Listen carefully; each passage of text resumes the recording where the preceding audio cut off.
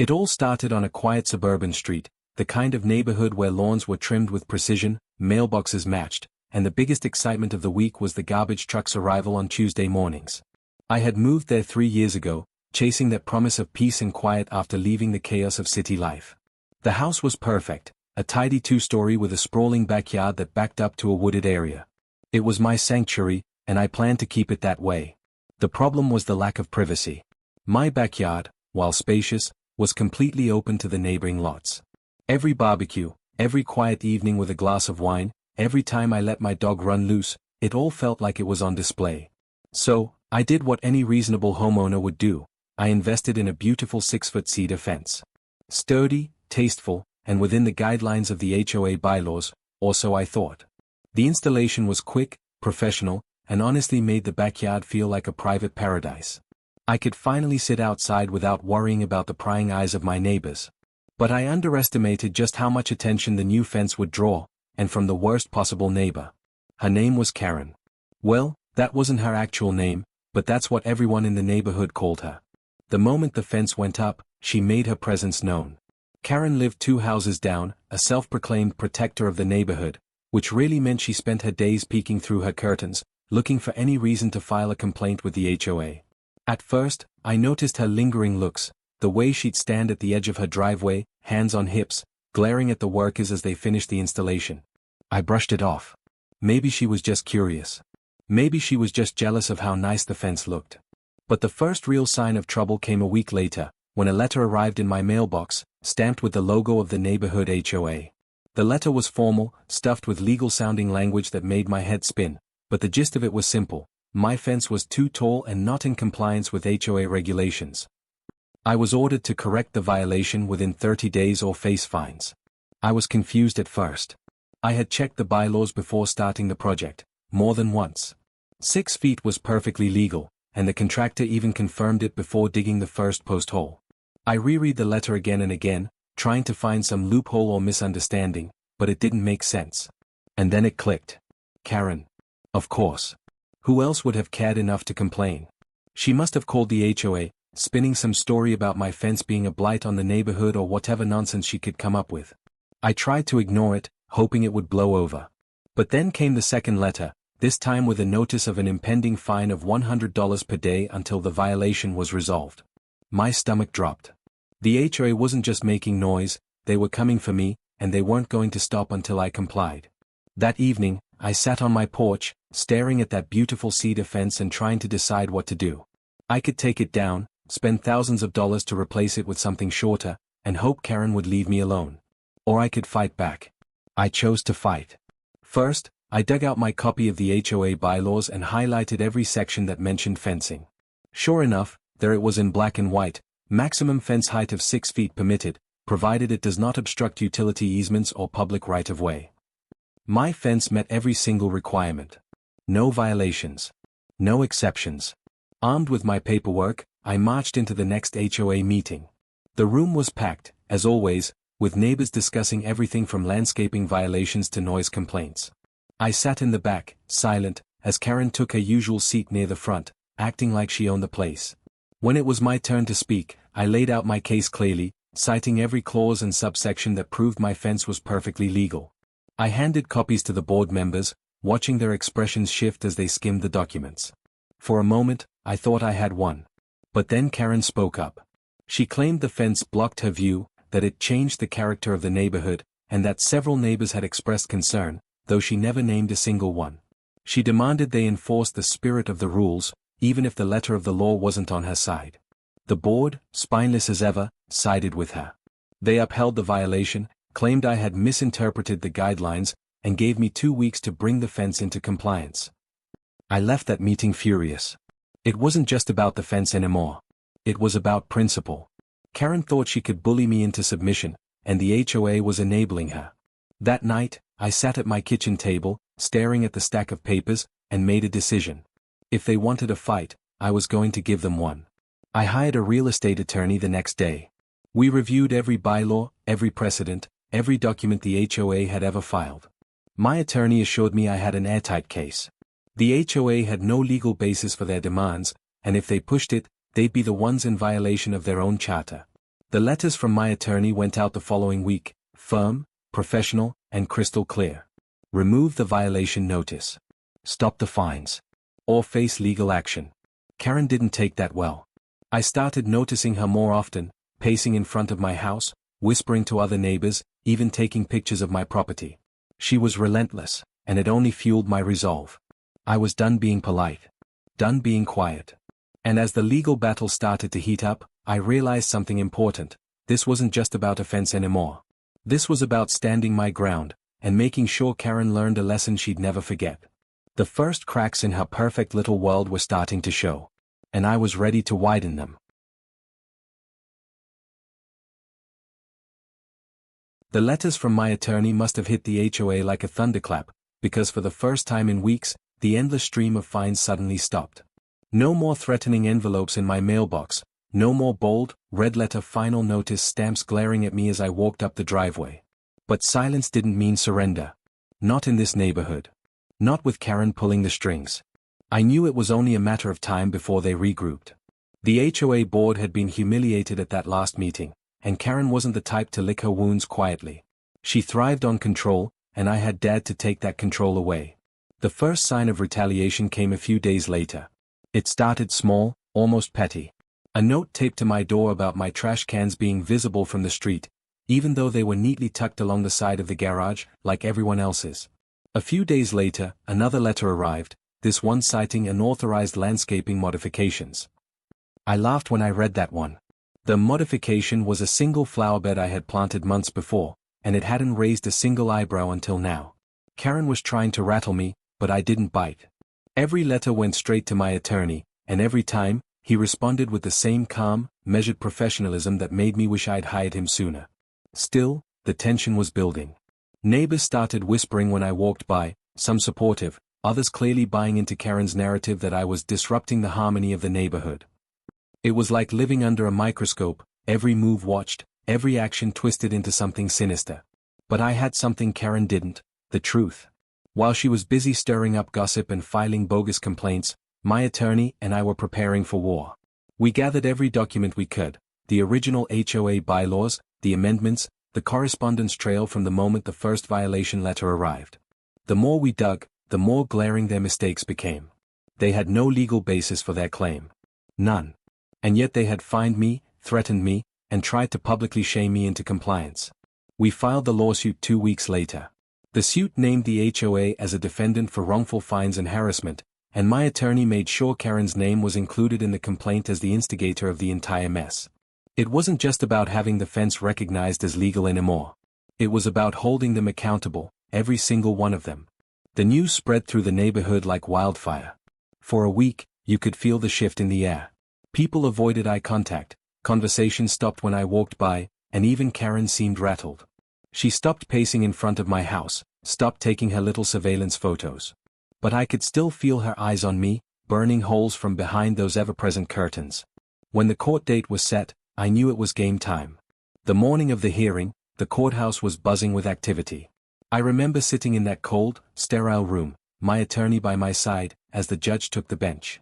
Karen sat across the aisle, arms crossed, her expression somewhere between smug and terrified. The HOA's attorney tried to paint me as the problem, an uncooperative homeowner flaunting the rules. But every argument they made crumbled under the weight of the actual bylaws. My attorney laid it all out, calm and methodical, dismantling their case piece by piece until there was nothing left but the undeniable truth: my fence was legal. Their fines were baseless. And their harassment was indefensible. By the time the judge ruled in my favor, the room was silent. Not a word, not a whisper, just the sound of the gavel echoing like a final nail in the coffin.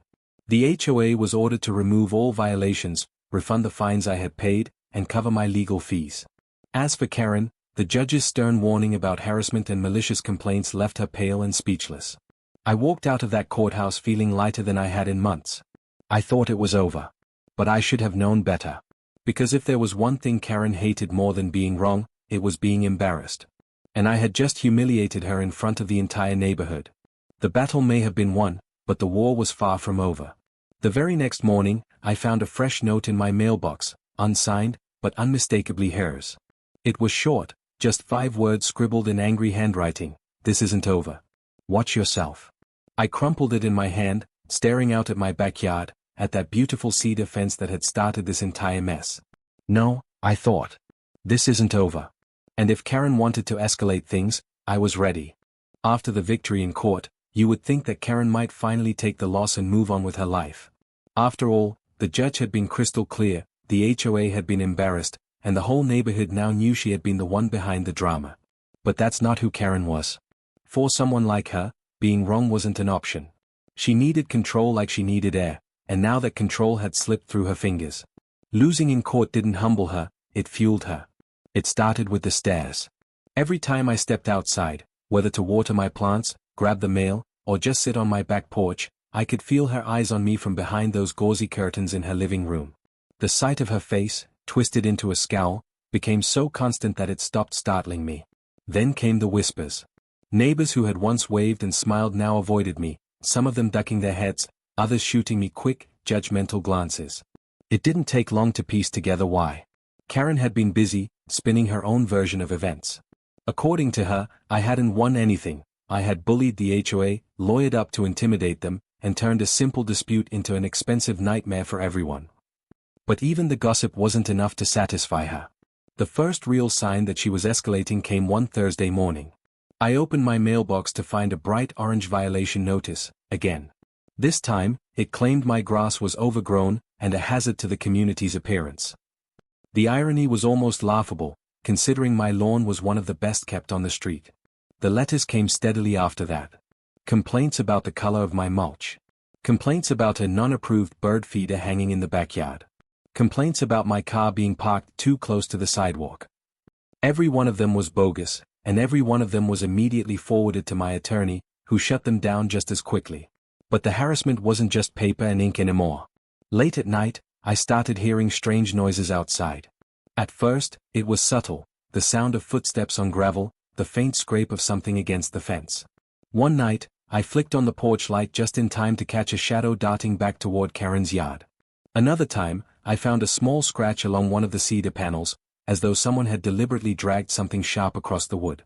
I installed cameras the next day. High definition, motion activated, with night vision. If Karen wanted to play dirty, I was going to have proof. It didn't take long to catch her.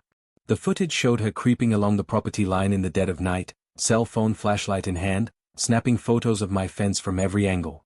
One clip even caught her reaching over the top rail to measure the height with a yardstick, muttering to herself as she fumbled with the tape. My attorney sent the footage straight to the HOA board and copied Karen in the email. The reply was silence. No apology, no explanation, nothing. But the next day, I noticed Karen's curtains were drawn tighter than ever. For a brief moment, I thought maybe, just maybe, the reality of being caught on camera would make her back down. I was wrong.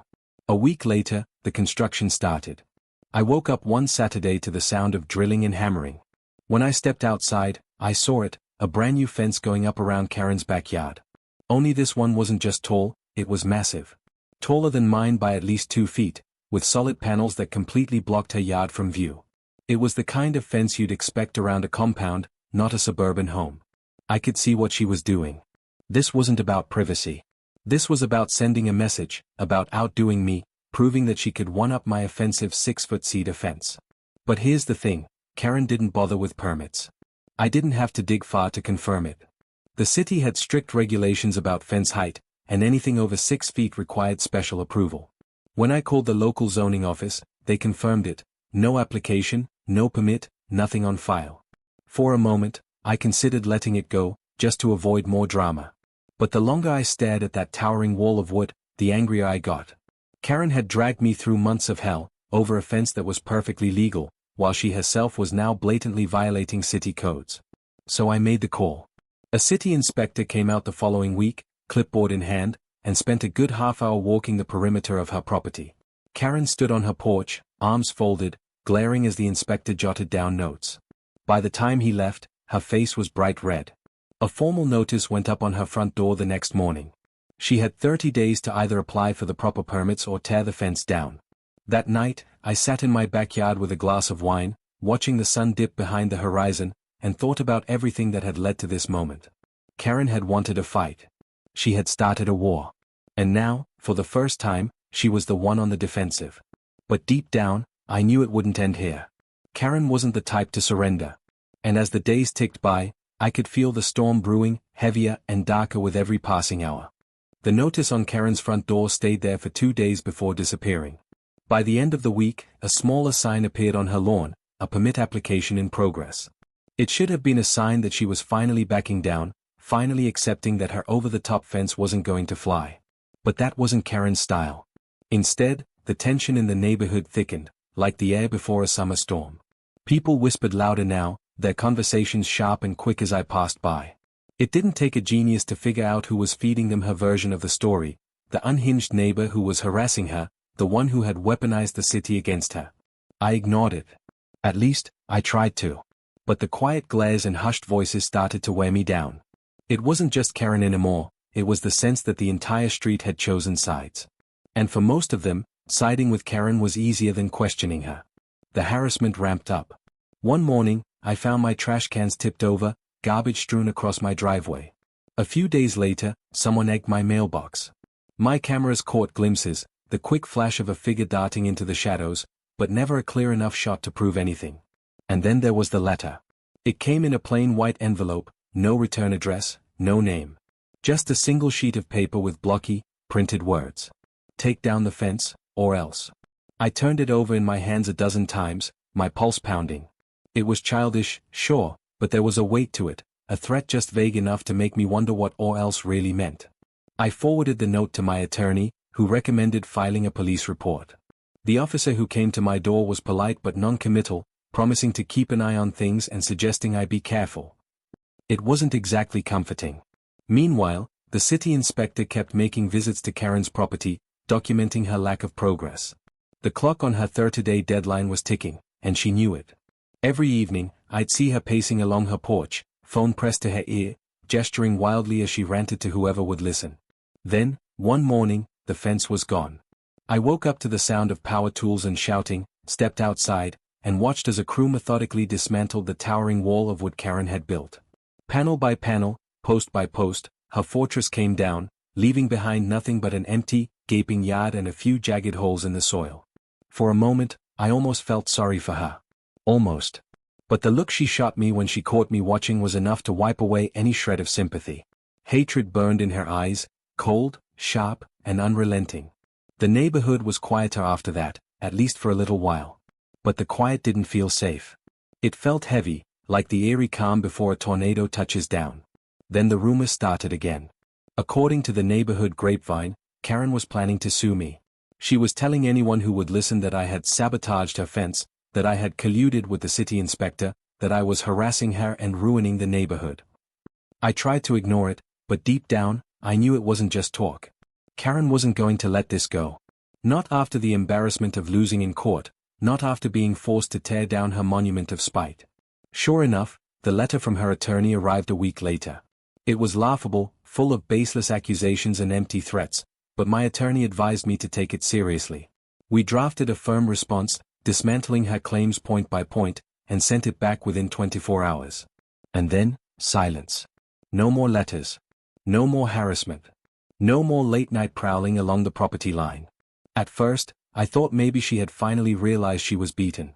Maybe, at long last, the storm had passed. But then came the call from the city inspector. Karen had filed a complaint, not about the fence this time, but about me. According to her, I had encroached on her property when my original fence was installed, and now she wanted a full survey done to prove it. I felt the familiar surge of anger and exhaustion, the same fire that had burned through me when this nightmare first began. It didn't matter that the survey markers had been in place since the house was built, or that the contractor had double-checked the boundaries before installing a single post. Karen didn't care about facts. She cared about winning. So, I agreed to the survey. I wasn't afraid of the truth, I welcomed it. If she wanted proof, I'd give her proof. The survey crew came out the next morning, orange vests and tripods in hand, measuring every inch of the property line while Karen stood on her lawn with her arms crossed, glaring like a sentry guarding her territory. When the results came in a week later, I almost laughed out loud. The fence was exactly where it was supposed to be, every post, every panel, perfectly aligned with the property line. Not a single inch encroaching on her land. I forwarded the report to my attorney, who drafted another letter to Karen and the HOA, this one short and to the point. Any further harassment will be met with immediate legal action. I thought that would be the end of it. But when I stepped outside the next morning, coffee in hand, I saw it. Spray paint, bright and red, slashed across the side of my fence. One word, in big, dripping letters. Move. The line had been crossed. This wasn't petty complaints or empty threats anymore. This was vandalism. This was criminal. And in that moment, I knew one thing for certain. Karen had just made the biggest mistake of her life. The red spray paint stayed on the fence for less than a day. I documented everything. Photos, timestamps, even a copy of the security footage that showed a blurry figure sneaking across the yard at 2:13 a.m., can of paint in hand. It wasn't the clearest shot, but it didn't need to be.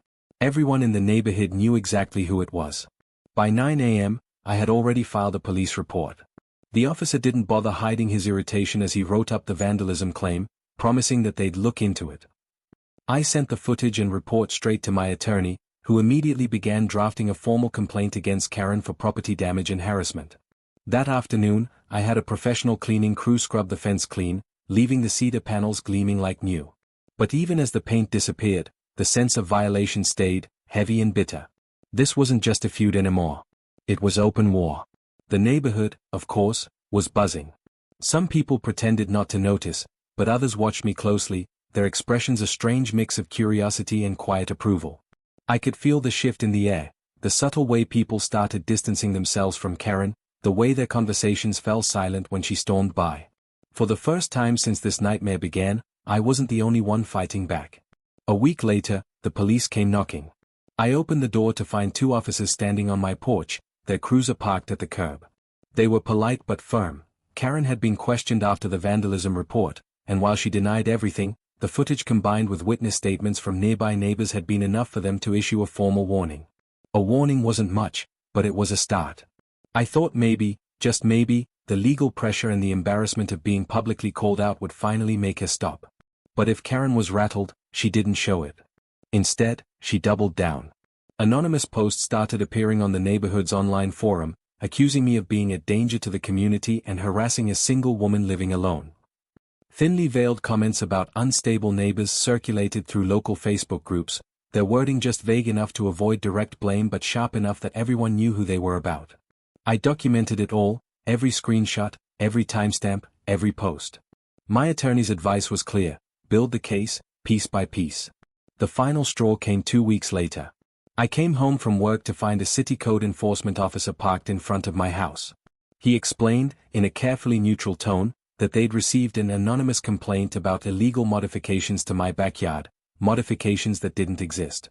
It was another bogus claim, another attempt to intimidate me, but it crossed a line. This time, I didn't just call my attorney. I called the HOA president directly. I didn't raise my voice. I didn't threaten or argue. I simply explained, calmly and clearly, that if the harassment didn't stop, from Karen, from the HOA, from anyone, the next call I made would be to the local news. 2 days later, a letter went out to every homeowner in the neighborhood. It wasn't signed by name, but everyone knew who had written it. The board condemned ongoing harassment and warned that any homeowner engaging in vandalism, false reports, or defamatory statements would face legal action and possible removal from the HOA. For a brief, blissful moment, the street was quiet. Then came the letter from Karen. This one was different. Handwritten, messy, almost frantic. She accused me of ruining her life, of turning everyone against her, of making her the villain in her own neighborhood. The last line was chilling in its simplicity. You will regret this. I turned the letter over in my hands, feeling the weight of those words, and then slid it into an evidence folder along with everything else. The next morning, I met with my attorney again. He didn't mince words, it was time to escalate. With the mountain of documentation we had, the vandalism, the harassment, the false reports, the online defamation, we had more than enough to take her to court for damages. And so, we filed. The suit was straightforward but devastating. Harassment. Defamation. Property damage. Legal fees. The demand totaled just over $10,000, every cent of the financial and emotional toll she'd inflicted since the day she first called the HOA about my illegal fence. When the court papers were served, the reaction was immediate. Karen exploded, yelling in her driveway, screaming into her phone, slamming doors loud enough for the entire street to hear. But this time, no one rallied to her side.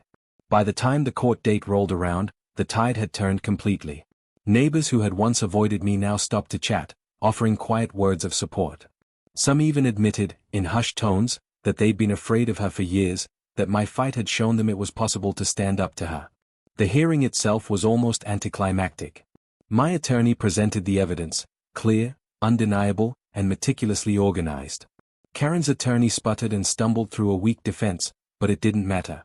When the judge ruled in my favor, awarding me the full $10,000 plus court costs, the look on Karen's face was something I'll never forget, a mixture of disbelief, rage, and humiliation.